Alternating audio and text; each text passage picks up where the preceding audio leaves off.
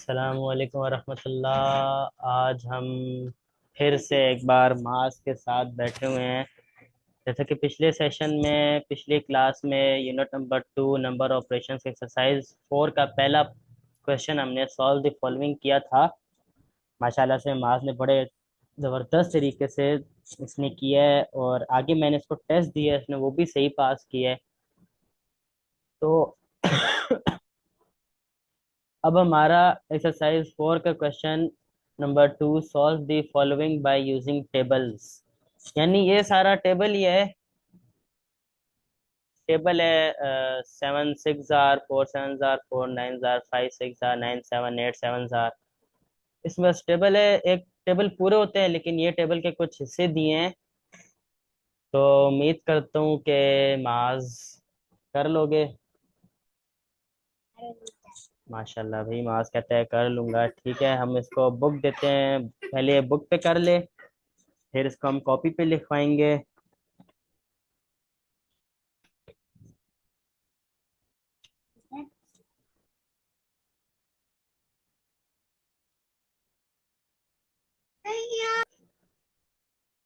सभी तो माज, पहले ये बुक पकड़ो, पेंसिल पकड़ो, और साथ साथ बताते जाओ।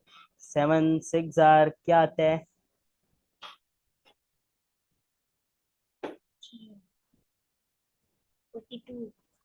7 6 क्या आता है? 42 आता है। शाबाश, लिखो। पहले बुक पे लिखो, इधर लिखो ना। ये वाला है। पहले आप बुक पे लिख लो, उसके बाद कॉपी पे लिखना है। सही है। अच्छा, मैम आज से करा रहा था, सब्ट्रैक्शन के क्वेश्चन करा रहा था, जिनमें कैरी लेना पड़ता है ना। मल्टीप्लाई में हम कैरी देते हैं, और सब्ट्रैक्शन में हम कैरी लेते हैं। जबकि एडिशन में हम ना कैरी देते हैं, ना ही हम कैरी लेते हैं। डिवीजन का और हिसाब होता है। मुझे डिवीजन बहुत पसंद है। वो अलग है, सारों में अलग है ना, तो इसलिए मुझे वो ज़्यादा पसंद है। अभी मैं इसको सिखा रहा था कि सब्ट्रैक्शन कैसे करते हैं। जैसे अभी हमारे पास आ जाता है एक्सरसाइज 4 के पहले सवाल का तीसरा पार्ट, 32 × 5 वाला ना। तो इसको अगर हम 32 - 15 करें ना, तो 3 से कैरी जाता है 1 इधर 2 पे, तो ये 12 हो जाता है। तो मैंने इसको एक बार समझाया है, दूसरी बार मैंने इसको समझाया है, तीसरी बार इसने मुझे वो सवाल करके दिया। बस इसने थोड़ी सी मिस्टेक ये की है कि इसने फर्ज करें, जो अगर 3 करना था ना, तो इसने 3 को 2 नहीं किया, 3 रहने दिया डायरेक्ट। इसने 1 दे दिया आगे। तो माज, शाबाश। अब मुझे ये बताओ कि पहले इसने कर लिया है, दूसरे साल के पहले पार्ट का क्या आंसर आया आपका? ऊंचा बोलो भाई। 42। और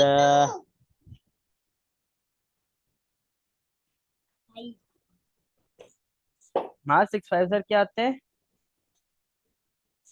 6 5 क्या आते हैं? नहीं, 30 आते हैं भाई। 30 आता है। 6 5 30 आते हैं। 6 5 30 आते हैं। 5 6 30 आते हैं। ठीक है। और 4 7 आपने यहाँ क्या लिखा हुआ है? 4 7 क्या आते हैं? 4 7 28 आते हैं। ठीक है, ये भी सही है। और 9 7 63 माज, आपका ये वाला भी सही है। 4 9 36 भी ठीक है। और 8 7 56 ये भी सही है। माशाल्लाह भाई, माज ने 56 माज ने 56 आंसर दिया है। दूसरे सवाल के छठे पार्ट का 8 7 56 है। सही हो गया। अच्छा, अब हम आते हैं तीसरे सवाल की तरफ।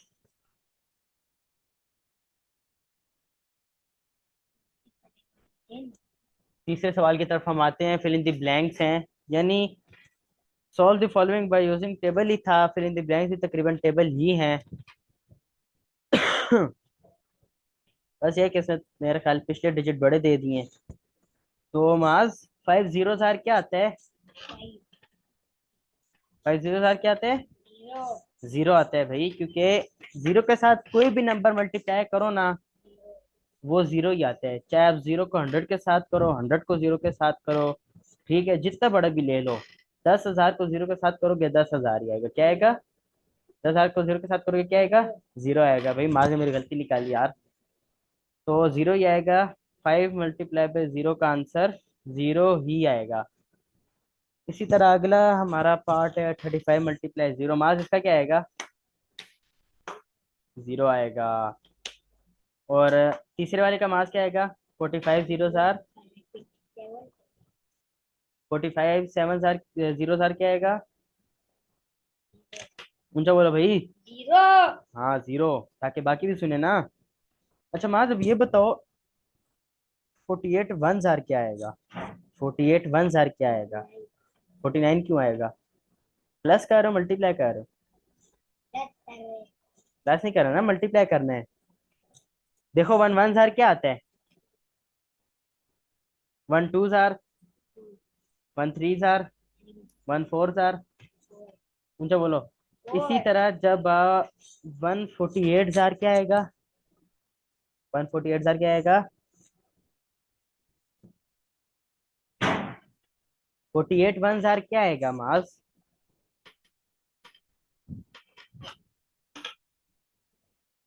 49 नहीं आएगा भाई, 48 आएगा। 48 का टेबल लिखो ना, तो 48 1 48 ही आएगा ना। देखो अब 2 का टेबल लिखते हो, 2 1 क्या आता है? 3 1 था क्या आता है? 4 1 क्या आता है? इसी तरह जितने बड़े नंबर ले लो ना, वन के साथ मल्टीप्लाई होके वही नंबर आएगा। क्या आएगा? ऊंचा बोलो भाई। वही नंबर आएगा। 48 1 क्या आएगा? 48 1 क्या आएगा? 48 आएगा। और 49 1 क्या आएगा? 50 1 क्या आएगा? 50 आएगा भाई, 50। अला 157 क्या आएगा?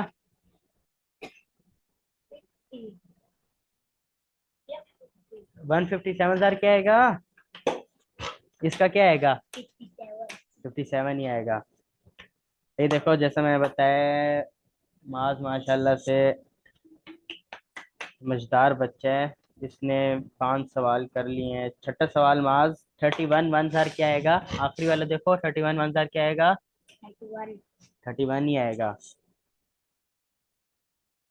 सही हो गया। साथ साथ ये बुक पे लिखता जा रहा है। और चौथा सवाल भी हम कर ही लेते हैं, वो भी ऐसा ही है। सॉल्व मेंटली, यानी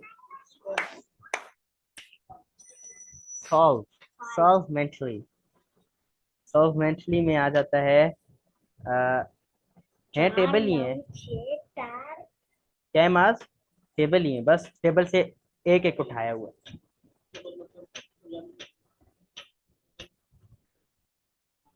पहाड़े। टेबल को उर्दू में क्या बोलते हैं? पहाड़े बोलते हैं। पहाड़े, पहाड़। पहाड़ नहीं, पहाड़े। ये हो क्या? अच्छा, सॉल्व मेंटली यानी अपने दिमाग से सोच के हल करो। ठीक है, दिमाग का जोर लगाओ भाई, हल करो इसको। मास 4 9 क्या आता है? 4 9 क्या आता है? 36 आता है, शाबाश। 36 आता है। और इसी तरह 4 5 क्या आता है? 4 5 क्या आता है मास? 20 आता है मास की। आप ही भी यहाँ छोटी बैठी हुई है, वो भी बता रही है। पढ़ पढ़ रही है वो भी, इस टाइम पढ़ ही रही है। अच्छा मास 6 3 क्या आता है?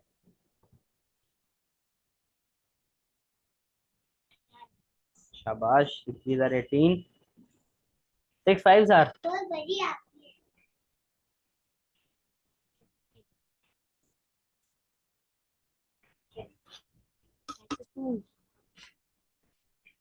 सिक्स फाइव आर क्या आता है? पीछे गुजरा है, पीछे गुजरा है। सिक्स फाइव आर क्या आता है?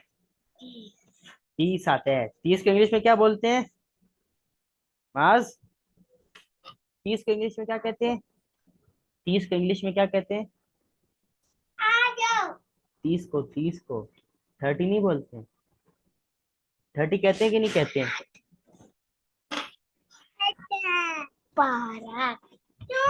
30 कहते हैं। ठीक हो गया। और 8 4 सर क्या है माज?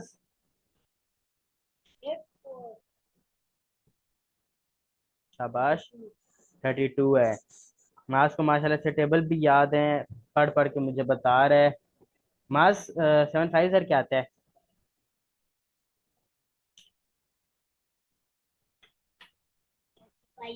35 आता है। अच्छा भाई, हमारा एक्सरसाइज नंबर 4 के 4 सवाल मुकम्मल हो गए हैं, पीछे रह गए हैं 4 मजीद रहती हैं। इन इन 4 सवालों में वर्ड्स प्रॉब्लम है। वर्ड्स प्रॉब्लम मेरे हिसाब से मुश्किल होते हैं क्योंकि इसमें इंग्लिश इस्तेमाल होती है। जैसा कि पहला 5वां सवाल है, if Habib spend 24 rupees in one day. ठीक है, हबीब एक दिन में 24 रुपए खर्च करता है, then how many rupees will he spend in 4 days. तो 4 दिन में ये कितने पैसे खर्च करता होगा? इसका आसान आंसर मैं दे देता हूँ 96, लेकिन ये ऐसे करना नहीं है। ये अगर करना है तो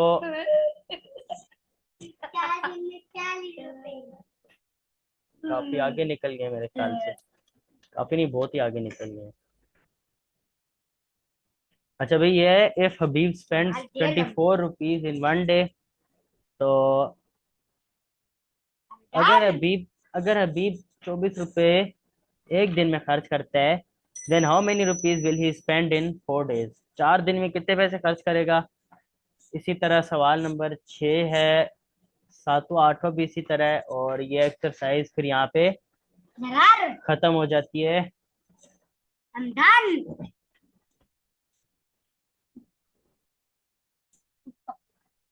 एक्सरसाइज यहाँ पे खत्म होती है, तो बाकी के इंशाल्लाह 4 सवाल ये हम अगली